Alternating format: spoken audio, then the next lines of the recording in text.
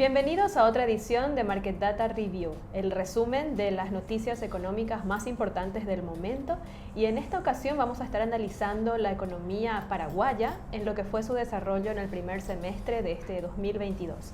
Hola Ivonne, ¿cómo estás? Hola Marta, ¿cómo estás? Muy bien, muy bien. Viendo un poco los datos que salieron, datos fresquitos, recién salidos del horno en cuanto al Producto Interno Bruto. Sí, los datos del Banco Central revelan que el Producto Interno Bruto en el segundo trimestre cayó un 3,4%. Este es un efecto que estuvimos viendo ya desde el primer trimestre.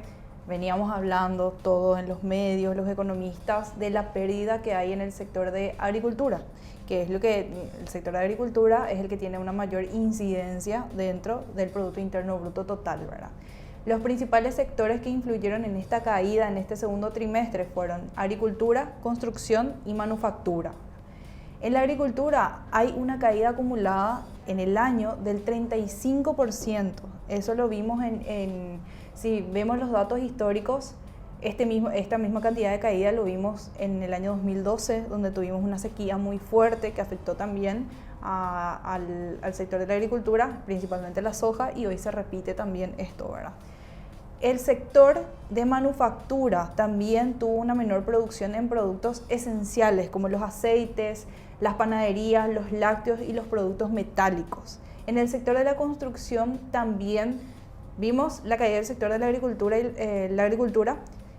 Este fue afectado por shocks climáticos, ¿verdad? Pero también cuando hablamos de shocks climáticos también afecta al sector de la construcción, porque hubo un periodo de lluvias que afectaron los días laborales, entonces eso hizo también que en el primer trimestre, del 2020 haya un efecto negativo.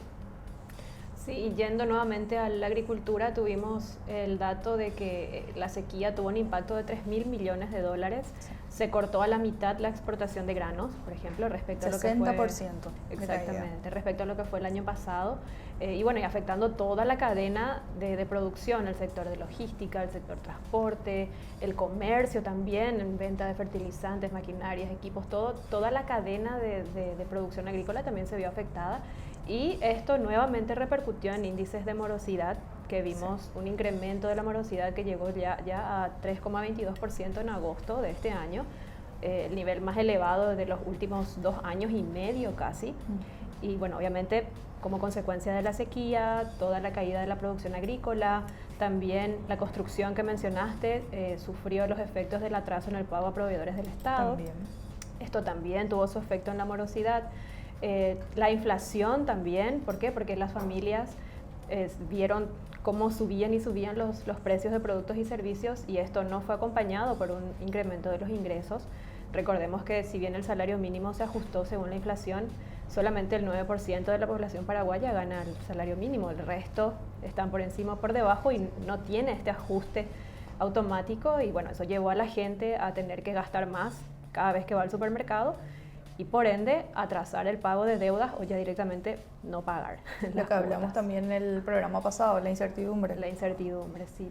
Todo este conjunto de factores llevó a que tengamos una fuerte morosidad, y en consecuencia de ello también se ampliaron las medidas de apoyo financiero. Esto fue una de las noticias más recientes desde el Banco Central, que se extendieron hasta fin de año las medidas de flexibilización financiera para el sector agropecuario y también para las MIPYMES, porque recordemos que las MIPYMES vienen todavía afectadas por la pandemia. Sí. Entonces, veníamos con una recuperación de la pandemia, pero con estas condiciones climáticas nuevamente vinimos para abajo, y bueno, el 2022 es realmente complicado. Estábamos a mitad de camino para empezar la recuperación para el tema de las MIPYMES, las pequeñas y medianas empresas, las pequeñas empresas, y se enfrentaron a lo que hablamos también en el programa pasado, un conflicto bélico que afectó directamente al bolsillo. Pero también tenemos un sector que, según los datos publicados por el Banco Central, está incidiendo de forma positiva, ¿verdad? Que es la ganadería, por el mayor nivel de faenamiento, tanto bovino como porcino. Exacto. Y también el sector comercio y servicios se está viendo ahora beneficiado por los Juegos Odesur. También estuvimos comentando esta semana la expectativa que hay en llegada de extranjeros. Cerca de 10.000 personas se espera que ingresen al país en estos 15 días de los Juegos Odesur, y significa un alivio importante para el sector de hotelería, para la gastronomía, para el comercio en general, venta de productos varios. Eso es muy importante mencionar porque el impacto positivo que tiene el turismo acá, ¿verdad? Pero no solamente, o sea, estamos hablando también de reactivación económica en el sentido de las pequeñas empresas, de la parte de servicios, pero también genera nuevas actividades, recreación para personas que están dentro de nuestra sociedad, ¿verdad? Entonces es positivo en todos los puntos, tanto en la recuperación económica que estamos teniendo en los sectores de servicios, como también para las actividades recreativas que también se necesita acá. Por supuesto, recordemos que salimos de un encierro de 2 años y bueno, y tener este tipo de actividades de esparcimiento, de relajación, aparte de todo el apoyo que trae para la economía, trae también bienestar para la gente. Y si hablamos sobre la reunión del Comité de Política Monetaria. Sí, también tuvimos novedades, un nuevo incremento de 25 puntos básicos a la tasa de interés de referencia del Banco Central y así ya se encuentra en 8,50%. Sí. Mencionaron también que continúan monitoreando la inflación, que ven una pequeña tendencia de estabilización, y también destacaron que en los próximos meses, con la reducción de la tarifa de servicios de energía eléctrica para el periodo de septiembre a diciembre, eso va a continuar atenuando las tasas de inflación para cierre del año.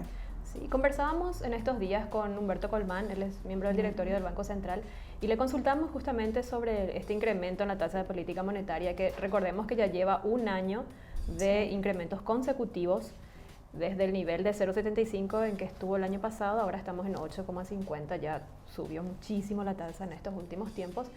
Y nunca en la historia. Exacto, sí, un ritmo histórico de subas y también del nivel en que se encuentra ahora. Sí. Y bueno, el doctor Colmán nos decía que probablemente ya se está llegando al tope de lo que se va a incrementar la tasa de política monetaria y también atendiendo a que está empezando una desaceleración de la inflación. Todavía moderada, porque recordemos que estuvo en 11,8% allá por abril, sí. Ahora está en 10,5% el interanual de agosto. Y bueno, se puede empezar a pensar que hasta allí nomás va a subir la tasa de política monetaria.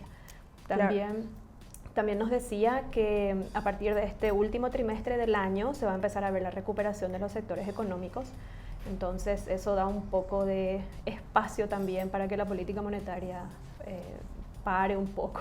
Sí, porque se vienen los meses de mayor movimiento, vamos a tener octubre, noviembre, diciembre, enero, también los juegos, también justamente lo que mencionamos, el impacto en el sector del turismo. Claro. Otro de los impactos de la inflación, de los datos que vimos esta semana también son de los productos importados. O sea, el precio de los productos importados y la inflación también está repercutiendo en el resultado de la balanza comercial.